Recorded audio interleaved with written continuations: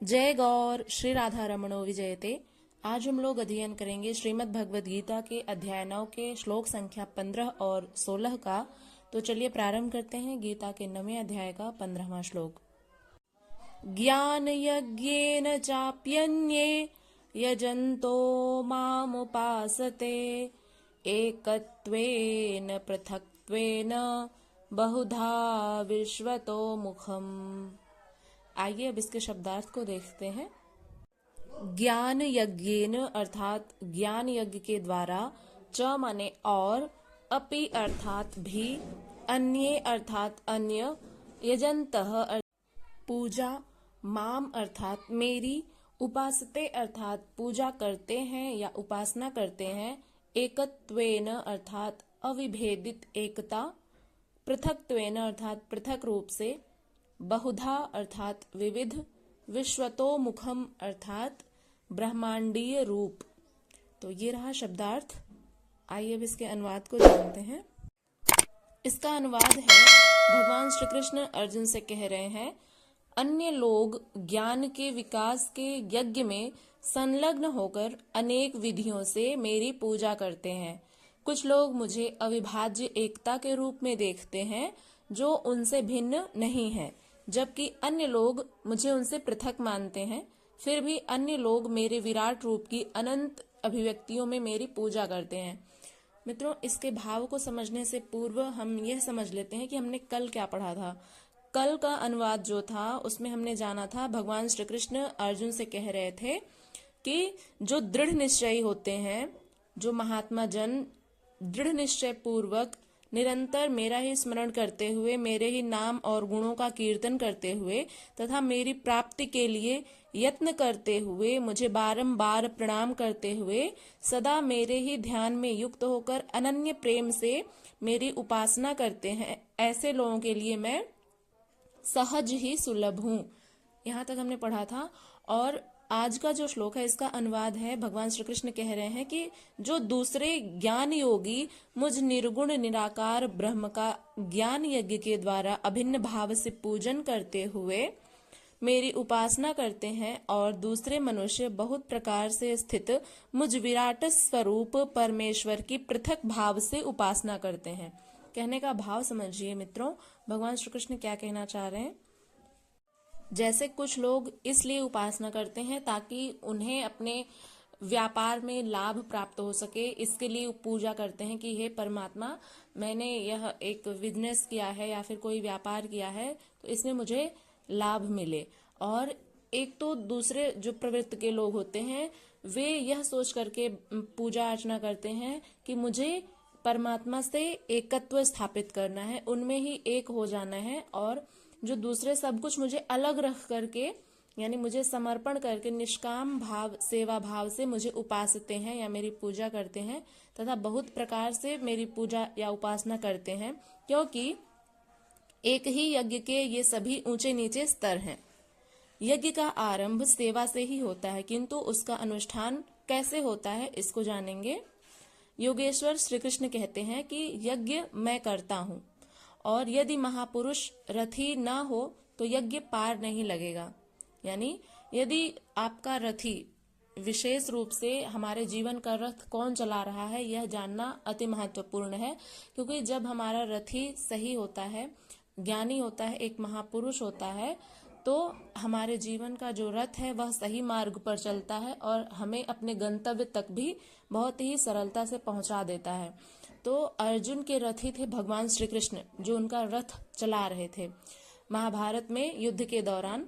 तो हमें भी यह जानना चाहिए कि हमारे जीवन का रथी कौन है। हमने अपने जीवन के रथ को, उसकी जो डोर है उसको किसके हाथों में सौंप रखी है, यह जानना बहुत जरूरी है। और जब तक महापुरुष रथी ना हो तो यज्ञ आपका पार नहीं लगेगा, यानी आपको उस परमात्मा की प्राप्ति नहीं हो सकती है, आप अपने गंतव्य तक नहीं पहुंच पाएंगे। और उन्हीं के निर्देशन में साधक समझ पाता है कि अब वह किस स्तर पर है।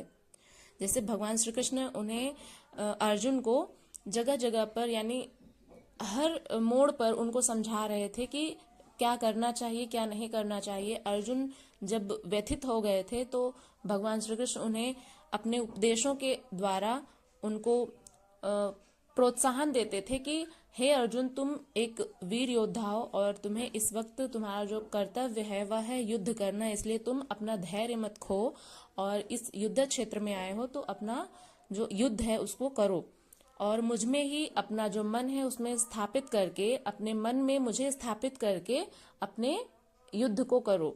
तो इसलिए जो रथी है वह कौन है इसको जानना बहुत जरूरी होता है। तो तभी जाकर के साधक समझ पाता है कि अब वह किस स्तर पर है और कहाँ तक पहुंच सका है। वस्तुतः यज्ञकर्ता कौन है, इस पर योगेश्वर श्री कृष्ण अगले श्लोक में बताएंगे। उसको जानते हैं। गीता के 9वें अध्याय का 16वां श्लोक। अहम क्रतुरहम यज्ञः स्वधाहम हम औषधम मंत्रोहम अहम एव आज्य अहम अग्निरहम हुतम। आइए अब इसके शब्दार्थ को देखते हैं।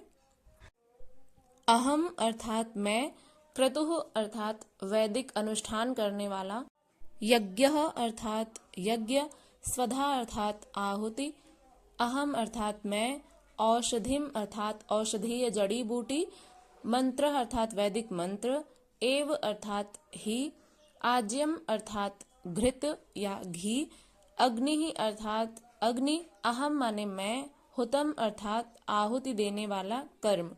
तो ये रहा शब्दार्थ। मित्रों आइए अब इसके अनुवाद को जानने का प्रयत्न करते हैं। मित्रों अभी 15वें श्लोक में प्रश्न उठा था कि यज्ञकर्ता कौन है। इस पर योगेश्वर श्री कृष्ण गीता के 16वें श्लोक में बतलाते हुए कह रहे हैं कि मैं ही वैदिक अनुष्ठान हूँ, मैं ही यज्ञ हूँ तथा मैं ही पितरों को अर्पित किया जाने वाला हवन हूँ और मैं ही औषधि हूँ तथा मैं ही वैदिक मंत्र हूँ, मैं ही घी हूँ और मैं ही अग्नि हूँ तथा मैं ही आहुति देने का कार्य हूँ। यानी भगवान श्री कृष्ण यह कहना चाह रहे हैं मित्रों, जैसे अभी एक शब्द आया है इसमें स्वधा। स्वधा का अर्थ होता है पितरों को दी जाने वाली आहुति, उसको स्वधा कहते हैं।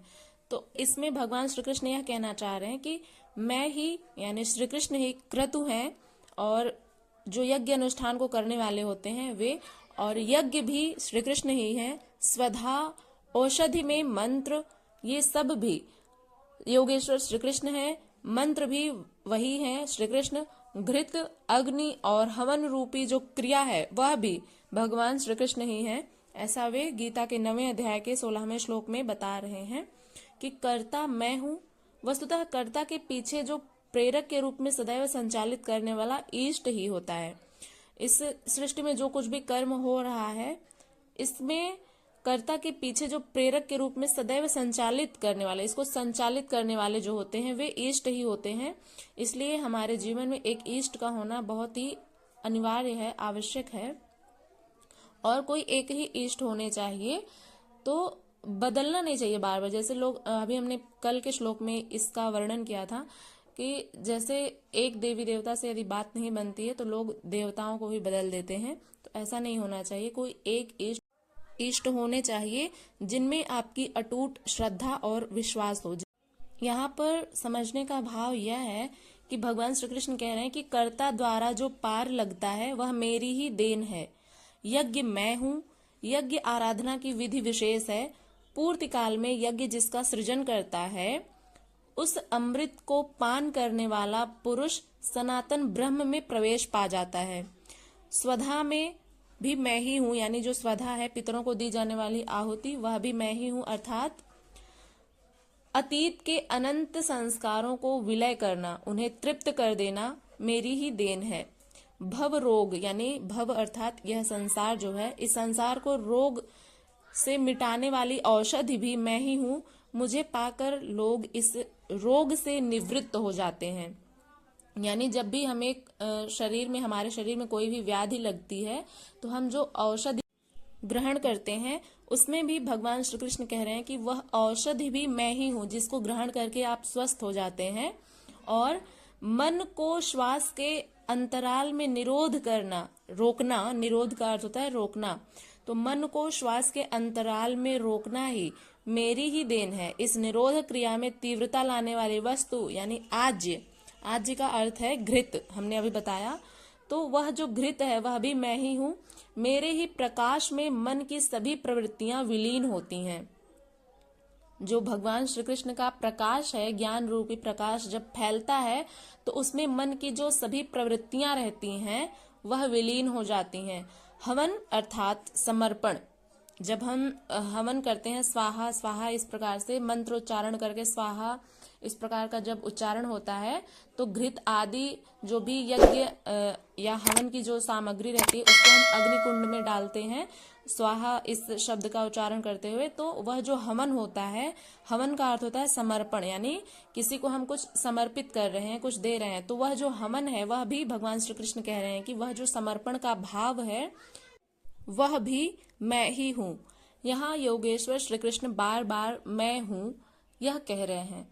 इसका आशय मात्र इतना ही है कि मैं ही प्रेरक के रूप में आत्मा से अभिन्न होकर खड़ा हो जाता हूँ तथा निरंतर निर्णय देते हुए योग क्रिया को पूर्ण कराता हूँ।